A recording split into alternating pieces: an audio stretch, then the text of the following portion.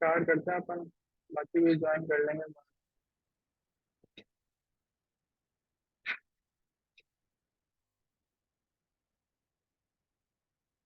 सुहानी नजर आ रहा है स्क्रीन जो शेयर किया मैंने। यस।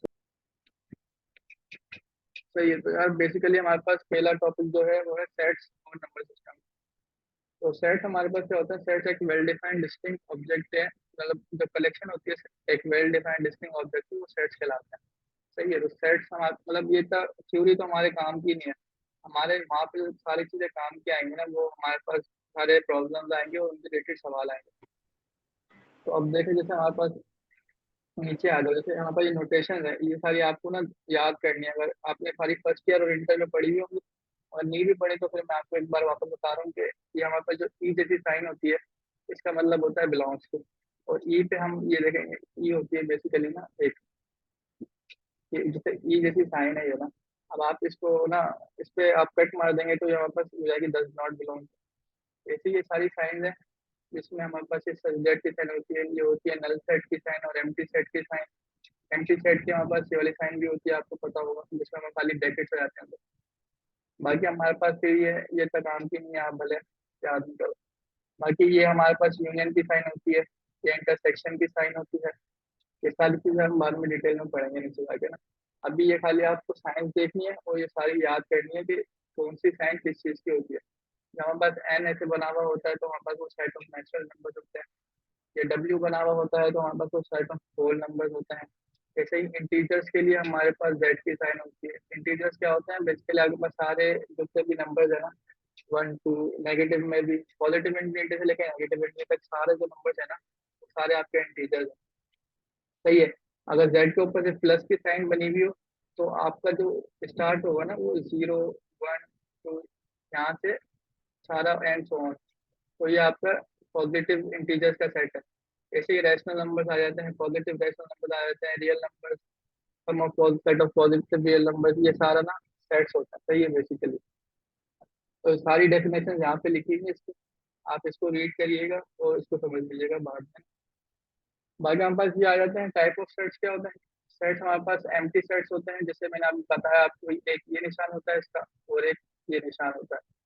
सही है। इसमें भी लिखा है भाई देखो, एक ये रहा और एक ये रहा। हाँ भाई मतलब इसमें इसका मतलब होता है कि हमारे पास सेट में कुछ भी नहीं है, खाली सेट है, एम्प्टी सेट है। सही है। उसमें मतलब सेट हमारे पास कुछ भी नहीं है। जैसे हमारे पास अब आता है सिंगलटन सेट्स। सिंगलटन सेट्स मतलब आपके पास सेट में सिर्फ एक एलिमेंट होगा और कोई भी एलिमेंट नहीं होगा। जैसे आपको अब एलिमेंट कुछ भी हो सकता है, जब हम बस ए आ गया, ये हमारे पास एक सिंगलटन सेट है। ऐसे ही हमारे पास ये जीरो आ गया तो ये सिंगलटन सेट है। ये एम्प्टी सेट नहीं कहलाएगा, ये कहलाएगा सिंगलटन सेट, क्योंकि जीरो खुद एक एलिमेंट है। अब कुछ लोग होते हैं वो एम्प्टी सेट को ना ये भी समझ लेते हैं कि ये एम्प्टी सेट है, हालांकि ये एम्प्टी सेट नहीं है। ये हमारे पास सिंगलटन सेट है क्योंकि जीरो खुद है, वो एक एलिमेंट है। सही है। तो ना इस ये ऐसा ऐसा सवाल आता है कि ना आपको कंफ्यूज करने के लिए, आपको चेक करने के लिए कि आपके कॉन्सेप्ट कितने क्लियर है। तो कंफ्यूज होना बिल्कुल भी, जो पढ़ा है जो लिखा हुआ है ना कि आपको जो आ रहा है जहन में।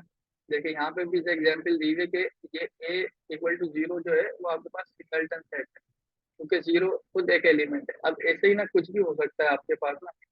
तो आपको याद रखना है कि अगर कोई भी एलिमेंट आ जाए तो वो सिंगलटन है, और सिर्फ इन दो के जब ये दो होंगे तब आपके पास एम्प्टी सेट होगा, वरना नहीं होगा। अब ऐसे हमारे पास आता है, नीचे आएंगे तो फाइनाइट सेट आते हैं। फाइनाइट सेट में क्या होता है? जो हमारे पास काउंटेबल फाइनाइट होते हैं, जैसे हम उसको गिन पाए।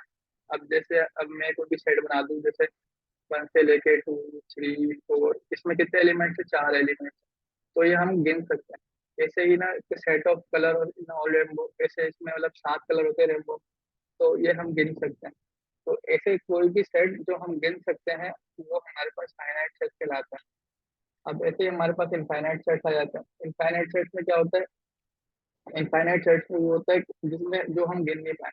जैसे हमारे पास sets of all positive positive real number, अब जितने भी जा रहे हैं वो हमें नहीं पता कहाँ जा रहे, कहाँ तक जा रहे हैं, वो इंफिनिटी तक जा रहे हैं तो हम उनको गिन नहीं सकते।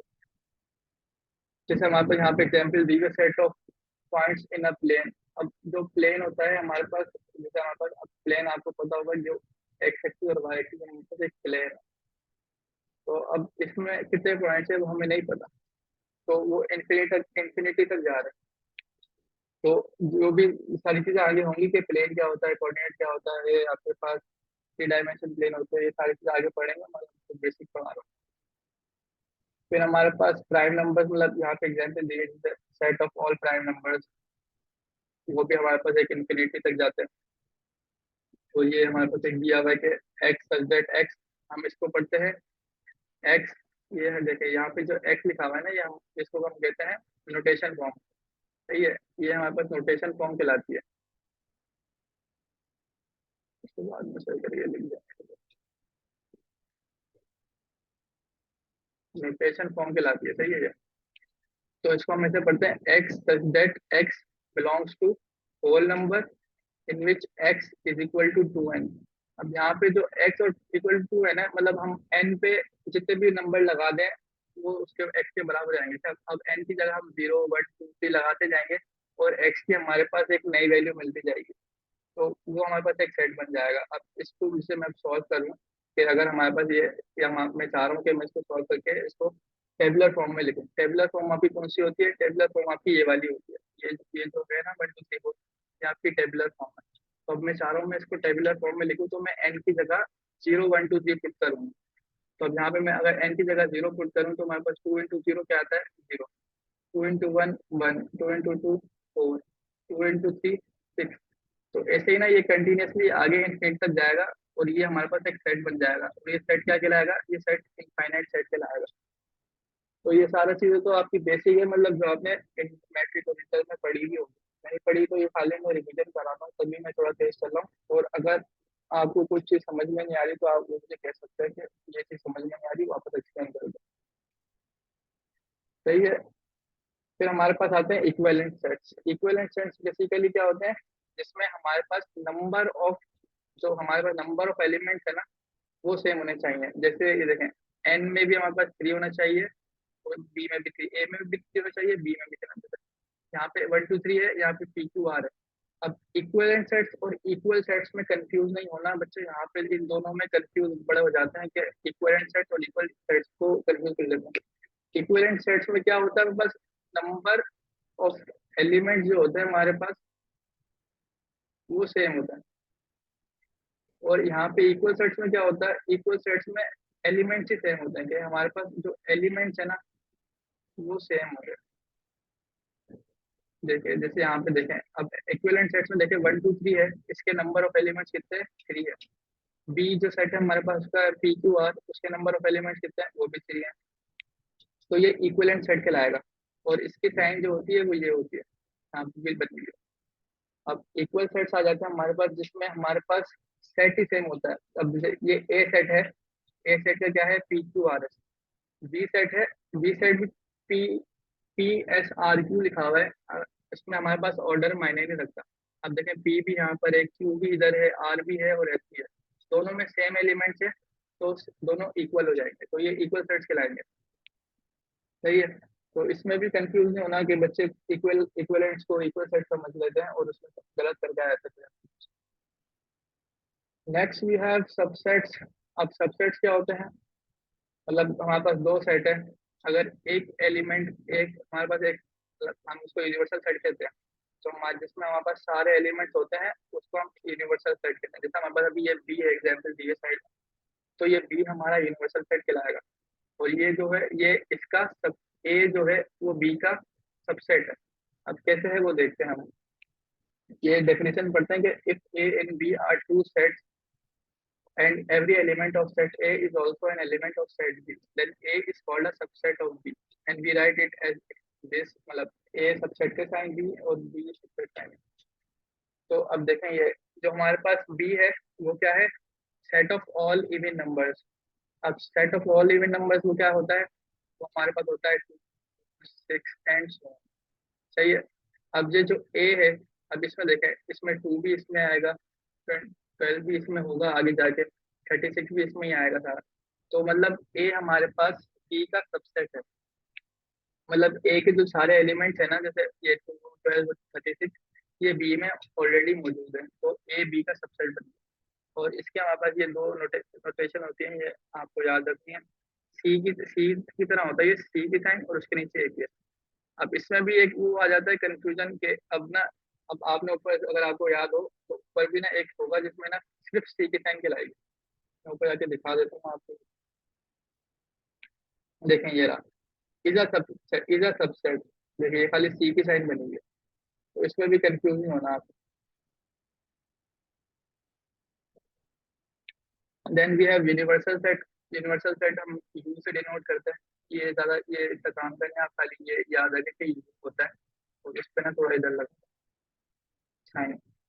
तो यू जो होता है, मतलब अगर आपके पास मल्टीपल सबसेट्स हैं, मल्टीपल सेट्स हैं, तो उन सब के एलिमेंट यू में मौजूद होंगे, यूनिवर्सल सेट कहलाता है। अब जैसे मैं आपको एग्जांपल दे दूं कि एक यू है हमारे पास, वो हमारे पास A B C D E, यहाँ पास यू है। अब हमारे पास दो सेट है ए, उसमें हमारे पास मौजूद है ए बी और सी, और एक दूसरा हमारे पास सेट मौजूद है, उसमें हमारे पास है खाली डी और ई। तो ए और बी का यूनिवर्सल सेट जो है वो है 25, क्योंकि उसमें दोनों के सारे एलिमेंट्स आ रहे हैं। ऐसे ही यहाँ पे एग्जांपल दी जैसे 1 2 3 4 5 6, 1 2 3 4 5 7। तो ए और बी और सी, इन तीनों में आप देखें कि सारे एलिमेंट्स मौजूद है ना ए बी सी के यूनिवर्सल सेट। जैसे हमारे पास वन भी मौजूद है, टू भी है, थ्री भी है, यहाँ का टू भी है, थ्री भी है, फोर भी है, ये थ्री भी है, फाइव भी है, सेवन भी है। अब देखें इन तीनों में सिक्स नहीं है, तो हमने सिक्स काउंट नहीं किया यहाँ पे। तो बेसिकली जो आपके पास सारे सेट्स में मिला के जो एलिमेंट्स आते हैं ना, वो आप यूनिवर्सल सेट में डालते हो। सही है, तो हमारे पास ये होती है सेट्स के, हमारे पास टाइप्स होती हैं। ये इसी की टाइप्स होती है, बाकी इतनी इंपॉर्टेंट नहीं है, ये ज़्यादा इंपॉर्टेंट थी तो मैंने आपको बता दिया। अब सेट्स में आ जाते हैं वेन डायग्राम। वेन डायग्राम का इतना कोई खास सवाल आता नहीं है, मगर फिर भी अपन देख लेते हैं, क्योंकि आईबी का टेस्ट की कोई गारंटी नहीं है, उसका कोई करिकुलम नहीं है, उसमें आपको कुछ भी दे सकते हैं। वो 9 से लेके 9 10 फर्स्ट ईयर और इंटर कुछ भी दे सकते हैं आपको। तो आपको हर चीज़ प्रिपेयर करके जानी है, अपने तरफ से फुल रेडी होके जाना है, और कोई एक्सपेक्ट नहीं करना कि ये नहीं आएगा वो नहीं आएगा, सब कुछ आएगा, और सब चीज़ों की तैयारी करनी है। अब हमारे पास आता है Venn diagram. Venn diagram basically क्या होता है, बेसिकली हम सेट्स को डायग्राम में शो करते हैं। सही है। अब देखिए ये तो आगे वाली कहानी आ गई, मैं आपको एक बेसिकली बताता हूँ। अब हमारे पास एक सेट, जैसे ए सेट है हमारे पास, सही है। तो हमारे पास ये एक ए सेट है, इसमें हमारे पास मौजूद है 1 2 3 एलिमेंट्स। तो अब हम इसकी वेन डायग्राम बनानी है, तो हम इसको बस एक सर्किल बना के उसमें 1 2 और 3, ये हमारे पास इसकी एक ही वेन डायग्राम बन गई। अब हमें दो की एक साथ बनानी है, तो ए में हमारे पास है 1 2 3, और बी में हमारे पास है 3 4 और 5। तो हम इसकी वेन डायग्राम कैसे बनाएंगे, इसकी वेन डायग्राम हम कैसे बनाएंगे, एक ये ए का सेट है, ये बी का सेट है, तो हम इसको यहाँ पे डिनोट कर देंगे, ये ए है, ये बी है। अब देखें इन दोनों में सेम कौन क्या एलिमेंट है, थ्री सेम है दोनों। थ्री को हम लिखेंगे बीच में, बाकी ये ए का है तो ए में जो बकाया है वो यहाँ पे लिख देंगे, तो 1 2। बी में जो है यहाँ पे 4 5। सही है। तो हमारे पास ये हमारे पास एक बन गया ए और बी का वेन डायग्राम। अब इसी को हम गौर से देखें तो ये ओवरलैपिंग ओवरलैपिंग डायग्राम है, सही है, क्योंकि इसमें ना जो यूनियन हो रहा है ना, आप मतलब आपका जो कॉमन है ना वो मौजूद है। अगर कॉमन मौजूद नहीं है, जैसे हमारे पास अगर हमारे पास एक आ गया सेट, एक ए हमारे पास सेट है, वो है 1 और 2, और बी जो है वो है 3 और 4। अब देखें इन दोनों में कोई टर्म सेम नहीं है, तो अब अगर आपको आपको बोले कि इन दोनों का वेन डायग्राम क्या होगा, तो इन दोनों का वेन डायग्राम अलग अलग होगा। इसमें 1 और 2 आ जाएंगे, इसमें 3 और 4 आ जाएंगे। तो ये डिसजॉइंट कहलाएगा हमारा वेन डायग्राम। सही है। तो हमारे पास ये हमारे पास आ गया ओवरलैपिंग, और ये हमारे पास आ गया डिसजॉइंट सबसेट। और ये जो आपको ये बॉक्स दिख रहा है ना, ये इन दोनों में जो बॉक्स दिख रहा है, ये बॉक्स असल में होता है यूनिवर्सल सेट का। अब देखें मैं आपको एक बात बताता हूँ, ये इधर ये ना, अब यूनिवर्सल सेट है कोई हमारे पास, उसमें है 1 2 3 और 4।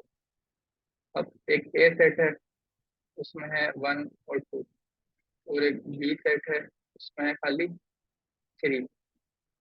सही है। अब 4 हमारे पास किसी में भी नहीं है।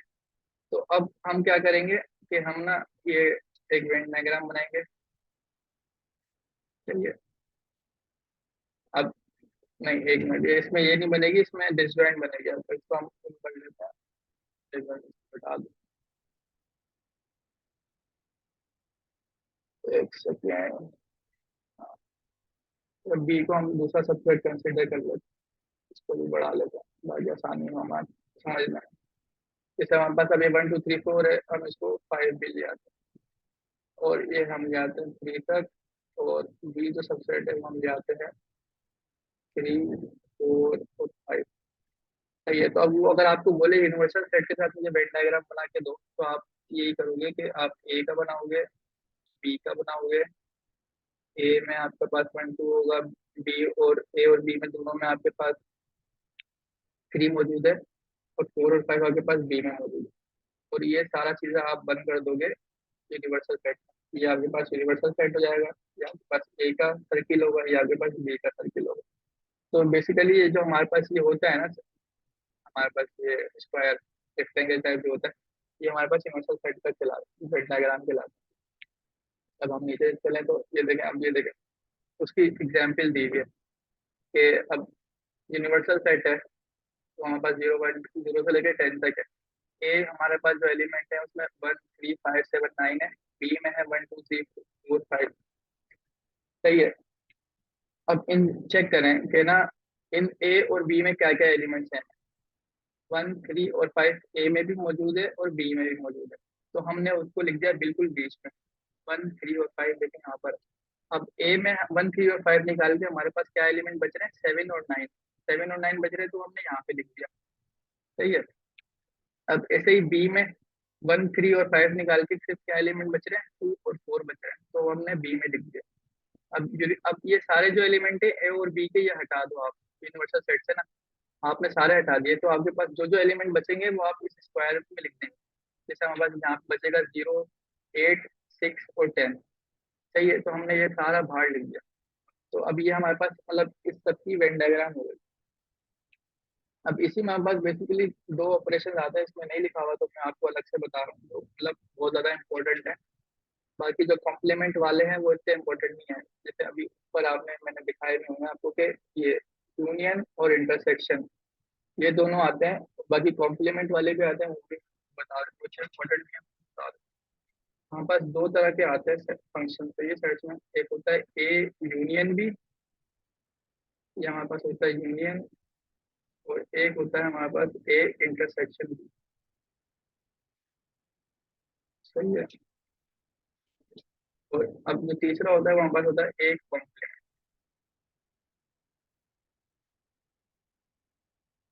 सही है। अब बेसिकली इन तीनों में क्या डिफरेंस है। यूनियन का मतलब होता है ऐड करके लिखना। एक मिनट लिखो। सही है। यूनियन, हमारे पास यूनियन जो है, यूनियन का मतलब होता है दोनों को ऐड करके लिख दो, कि दोनों के एलिमेंट्स हैं, हम उसको ऐड करके लिख रहे हैं। एक मिनट यहाँ पे लिखा देता हूँ यहाँ पे कि ये ए यूनियन बी है। तो अब हम इसका ए और बी अगर हम वही कंसीडर करें, या एक बार हम कुछ और सेट बना लें।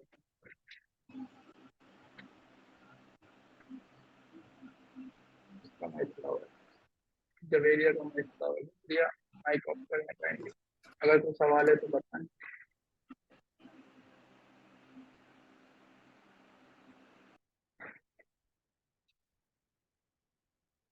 तो बेसिकली हमारे पास आ जाता है कि हम अगर कोई सेट, ये बड़े बड़े सेट्स हैं, इसमें शायद आपको मुश्किल हो, तो मैं छोटे सेट कंसिडर कर रहा हूँ आपको आसानी के लिए। कि हमारे पास ब्लू है, हमारे पास है 1 2 3 4 और 5।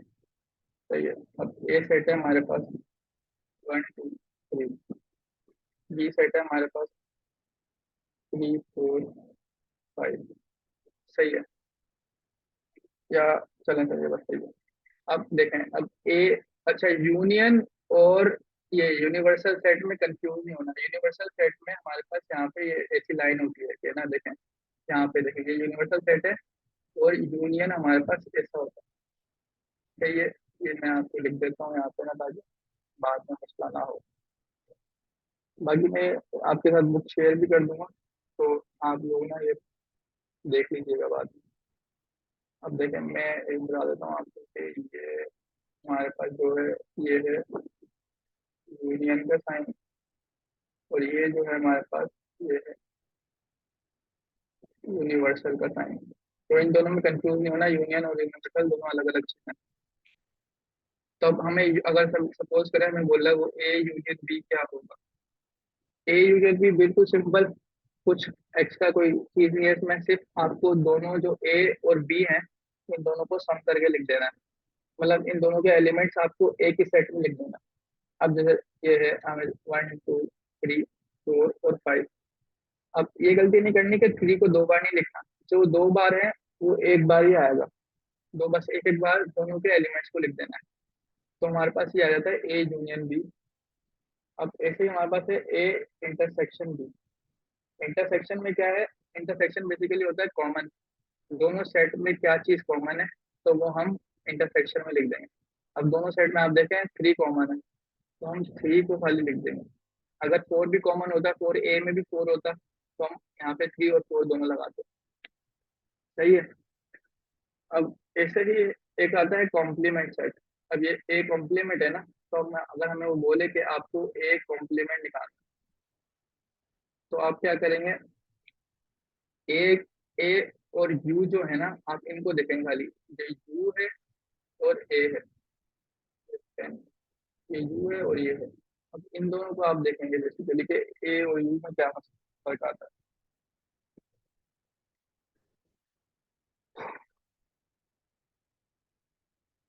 नीचे चलते हैं, इतना आगे काम लंबा टॉपिक है हमारे बहुत सारे, तो बाद में आपको मैं इसको डिटेल में बताऊंगा जब हमारे पास वो आएंगे, एमसीक्यू सॉल्व करेंगे ना। फिर हम आहिस्ता आहिस्ता बाकी जो टॉपिक बचते जा रहे हैं वो एमसीक्यूज में क्लियर करते जाएंगे। सही है। अभी हम बजे नंबर सिस्टम में जा रहे हैं। तो नंबर सिस्टम को मैं आपको बता देता हूँ, वो ऊपर भी वैसे बताए थे कि whole number, natural number, integer और रैशनल नंबर।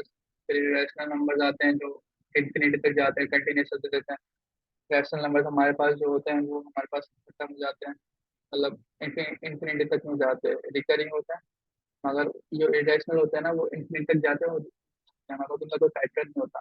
रैशनल में देखा हमारे पास पैटर्न आया था 4 5 4 5 4 5, ये इंफिनिटी तक 4 5 जा रहा है, तो हमें पता है ये मतलब इंफिनिटी तक रिकरिंग है, तो ये रैशनल कहलाएगा। We have real numbers are all numbers on the continuous number line with no gap, मतलब गैप नहीं होना चाहिए रियल नंबर में ना। अब जैसे आपके पास ये लिखा हुआ है सारे रियल नंबर हैं, ये बेसिकली सारे रियल नंबर जितने भी आगे बढ़ नंबर एग्जिस्ट कर रहे हैं ना, वो सारे रियल नंबर है। अब रियल नंबर का सबसेट है। अब सबसेट मैंने आपको ऊपर बताया कि रियल नंबर का नेचुरल नंबर, रियल नंबर में ना सारे नेचुरल नंबर आ जाते हैं। सारे काउंटिंग नंबर आपके पास नेचुरल नंबर क्या होते हैं, 1 से स्टार्ट होते हैं, 0 से स्टार्ट नहीं होते। ये इसमें याद रखने वाली बात है कि नेचुरल नंबर में 0 नहीं आता, नेचुरल नंबर हमेशा 1 से स्टार्ट होता है। होल नंबर जो होते हैं वो हमारे पास 1 से स्टार्ट होते हैं और 0 से स्टार्ट होते हैं। होल नंबर हमेशा 0 से स्टार्ट होते हैं, नेचुरल नंबर हमेशा 1 से स्टार्ट होते हैं। Then we have integers. Integers मैंने ऊपर बताया था कि सारे होल नंबर्स, पॉजिटिव नेगेटिव सारे नंबर जो हम मिला रहे हैं, मतलब जितने भी आप काउंटिंग करते हैं वो सारे इंटीजर्स में आ जाते हैं। अभी देखें यहाँ पे वो लिखा हुआ है कि natural number and whole number are subset of integers, मतलब इंटीजर्स का सबसेट है नेचुरल नंबर और होल नंबर। अगर आप गौर करें कि हमने ऊपर सेट में पढ़ा सबसेट, अब देखें जेड में होल नंबर सारे मौजूद हैं।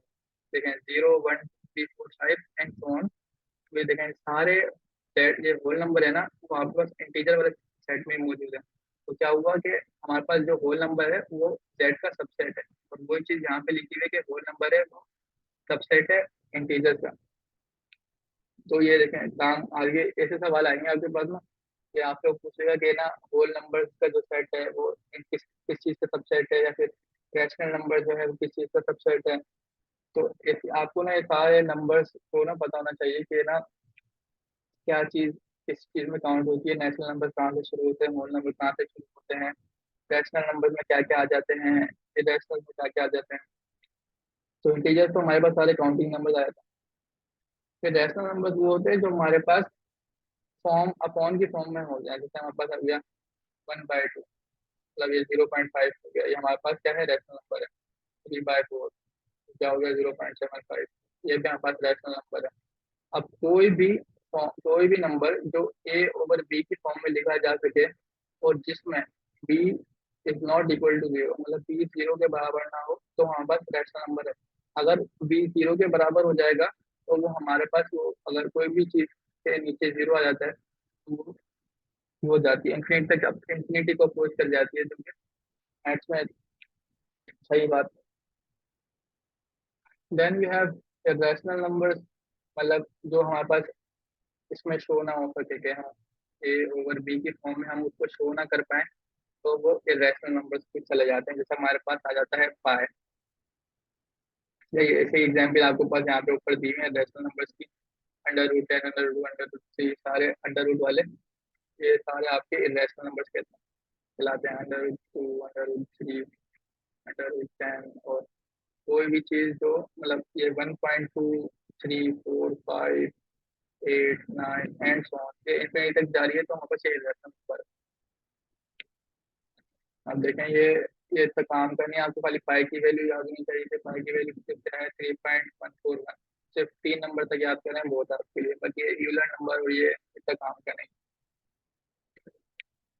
अच्छा, अच्छा, ये नंबर लाइन जो है ये भी बहुत काम की चीज है ना, क्योंकि नंबर लाइन का ना एक दो सवाल आ चुके हैं पास्ट पेपर्स में भी, और लास्ट ईयर भी मेरे हिसाब से एक सवाल आया था।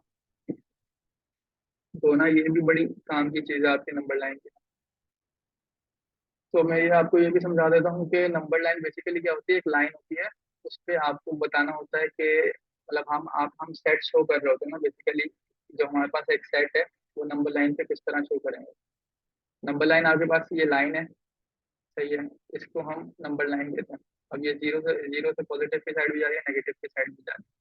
अब इसमें जो ग्राफ करा हुआ है ये खाली नंबर टू का करा हुआ है, नंबर टू है तो उस पर नंबर टू पे लाइन लगा दी। अब ये नेचुरल है, इंटीजर, रैशनल, इरेशनल, ये इसको हम ना जो हम मैथ में करते हैं कि अब ये तो कंप्यूटर में क्या होगा ना, ये 0, -1, -2, 1, और ये।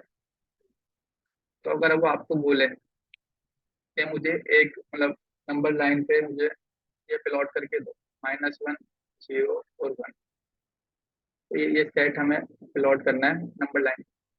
तो आप यहाँ पे एक वो बनाएंगे, यहाँ पे एक वो बनाएंगे, और इन दोनों को ना मर्ज कर देंगे। अच्छा, अब ये मैंने यहाँ पे इसको देखे, ये फॉलो रखा हुआ है। अब ये फॉलो नहीं होगा, ये ना आपके पास फिल करना इसको लाजमी है, सही है। अब ये फॉलो और फिल का क्या मसला है ये मैं आपको बताता हूँ। अब देखें, अब अगर वो आपको बोले कि set of all natural numbers आप नंबर लाइन पे मुझे रख कर दो, तो आप क्या करेंगे, आप एक नंबर लाइन बनाएंगे। ये मैं लिख देता हूँ ताकि फिर वो याद रहे, ठीक है ना।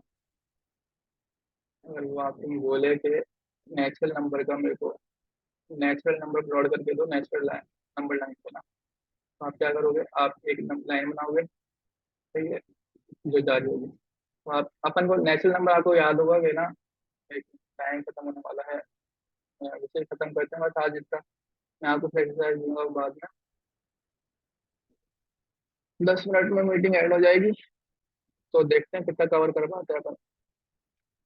सही है, तो अब नेचुरल नेचुरल बोल आपको बोल रहा है कि ना नेचुरल नंबर हमें नंबर लाइन पे पुट करके दिखाओ। तो अब नेचुरल नंबर में आपको पता है कि ना 1 से स्टार्ट होता है, उसमें नेगेटिव तो होता ही नहीं, तो हम नेगेटिव को मतलब हम रखेंगे, इग्नोर कर देंगे। बाकी हम ये जैसे जा रही है लाइन आगे ना, इंफिनिटी तक जा रही है, जाने दो। अब देखो, अगर आप इसके ना दो तरीके हैं बनाने के ना, अगर वो बोले कि आप, एक तरीका ये है कि ना आप ना इधर ना ये सर्किल फिल करो, सही है, और 1 पे, और उसको ले जाओ आगे तक, क्योंकि हमारे पास जो नेचुरल नंबर का होता है वो स्टार्ट होता है 1, 2, 3, 4 एंड सो ऑन, सही है। तो हमारे पास ये नेचुरल नंबर्स का है, तो हम ये 1 है, सही है, ये 2 नहीं है, तो भी डाल दो इसमें, तो गायब हो गया, सही है, तो ये 1 है। अब 1 से हम लेके गए हैं, तो हमने देखें सर्किल फिल किया हुआ है। अगर यही नंबर लाइन में अगर मैं 0 से बनाना चाहूँ, तो मैं ये सर्किल फिल नहीं करूंगा, मैं सर्किल खाली छोड़ूंगा, तो ये इधर से जाएगा, सही है। तो हमारे पास ये होता है कि जो सर्किल फिल नहीं करते उसका मतलब होता है कि वो चीज़ काउंट नहीं कर रहा, और जो ये होता है तो उसमें हम वो काउंट करते हैं। सही है। तो ये चीज़ देखें यहाँ पे भी इसमें शो कराई हुई है कि अच्छा नंबर लाइन वैसे ये जो होती है ये रियल नंबर्स के लिए होती है, जो मतलब नेचुरल नंबर्स के लिए नहीं होगी थी। नेचुरल नंबर्स के लिए हमारे पास डॉट डॉट ही होंगे, जैसे हमारे यहाँ पे डॉट है, यहाँ पे डॉट है, यहाँ पे डॉट है। हम ये रियल नंबर्स के लिए इस्तेमाल करते हैं कि जब हमारे पास रियल नंबर्स होंगे तो हम ये लाइन बनाएंगे, वरना हम खाली ये डॉट डॉट लगा के ना इसे आगे जाते रहेंगे। अगर वो सबसेट आपको बोले कि हमें इतना वो दिखाओ तो हम ये लगाएंगे लाइन। जैसे अब यहाँ पे आपको देखा हुआ है रैशनल से ना, ये इंसर्ट ऑल द फ्रैक्शंस और नेचुरल नंबर्स, इंटीजर्स। तो ये चीजें भी आती रहती हैं आपके पास। एक सवाल आ जाता है इसमें से कि नंबर लाइन में कभी कभी आता है, ज्यादा नहीं आता। और ये आपको बात बस इसमें यही बात ध्यान में रखनी है कि अगर वो चीज इंक्लूड कर रहे हो आप तो आपको वो सर्किल फिल करना है। अगर इंक्लूड नहीं कर रहे तो वो सर्किल फिल नहीं करना। इसकी प्रैक्टिस प्रॉब्लम आएंगी तो फिर ये आपको और ज्यादा अच्छे से क्लियर होगा। अब ये देखें, ये सारा वही लिखा हुआ है, सारा डेसिमल का एग्जैक्ट टर्मिनेटिंग नॉन टर्मिनेटिंग। ये थ्योरी है, ये थ्योरी अगर एक बार आप गो थ्रू कर लेंगे ना तो बेहतर होगा। अब देखें, अब ये एक साइन है, ये ज्यादा इंपॉर्टेंट साइन है इसलिए बता रहा हूँ कि अप्रोक्सीमेटली इक्वल, इक्वल नहीं होती, अप्रोक्सीमेटली इक्वल टू। अब देखें, इक्वल है, नॉट इक्वल है, और ये है अप्रोक्सीमेटली इक्वल। तो ये याद रखना है आपने कि अप्रोक्सीमेटली। अब देखें पाई की जो वैल्यू है 3.14, तो अप्रोक्स तो वो इक्वल तो नहीं है ना 3.14 के हम बोल दें कि 3.14 है, नहीं। पाई की जो वैल्यू है वो 3.141 समथिंग पे जाके ना इंफिनिट तक जा रही है, वो हमें नहीं पता। तो वो हम बोलते हैं अप्रोक्सीमेटली इक्वल। ऐसे ही अगर देखें 5 = 5 है तो हमें पता है 0 = 5। तो कोई भी जो चीज़ हो ना वो हम जो हमें कंफर्म नहीं हो तो हम उसको कहते हैं अप्रोक्सीमेटली इक्वल टू, और ये उसकी साइन होती है, तो ये आपको याद रखनी पड़ेगी।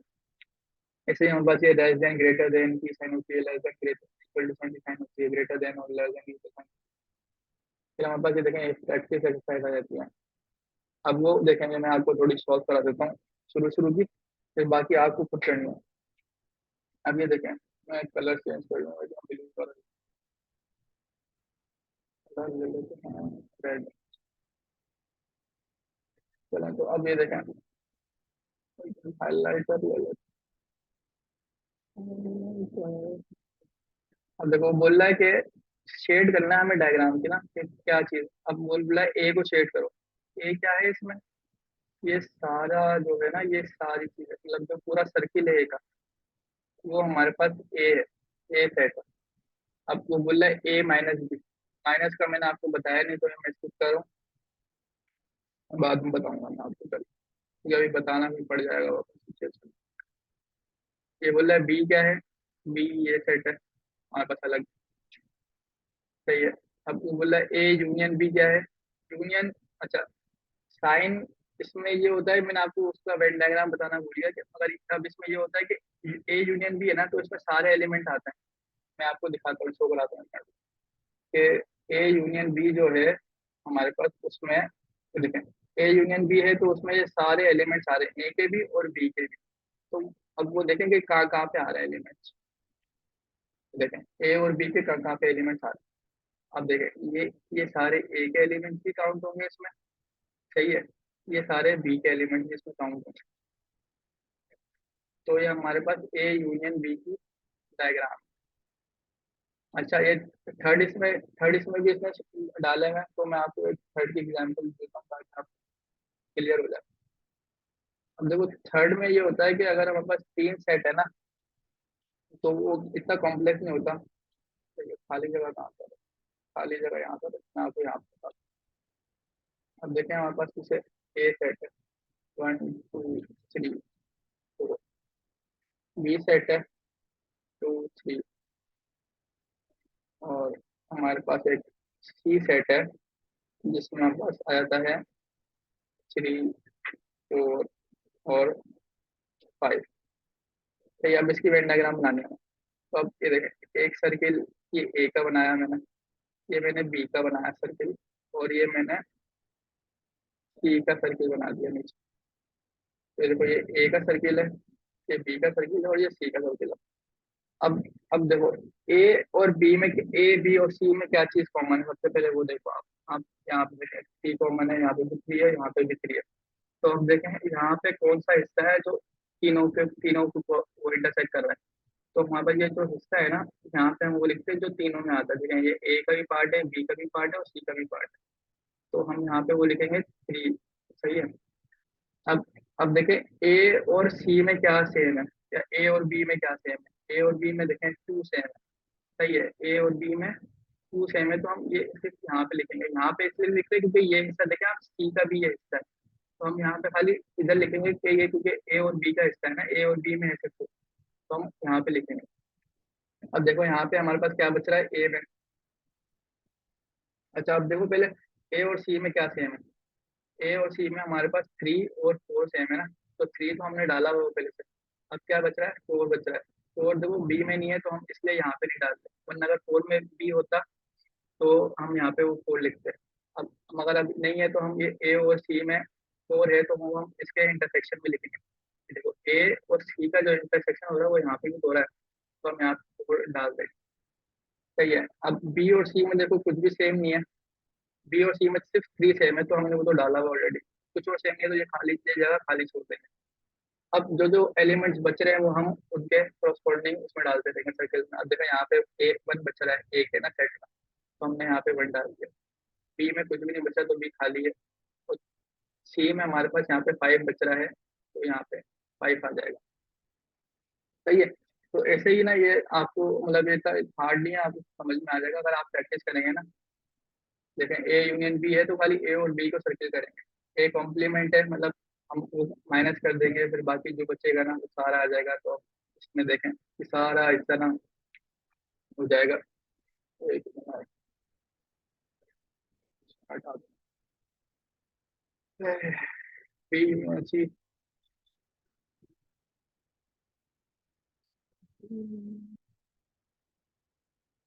हाँ देखेंगे, बी यूनियन सी है, तो बी और सी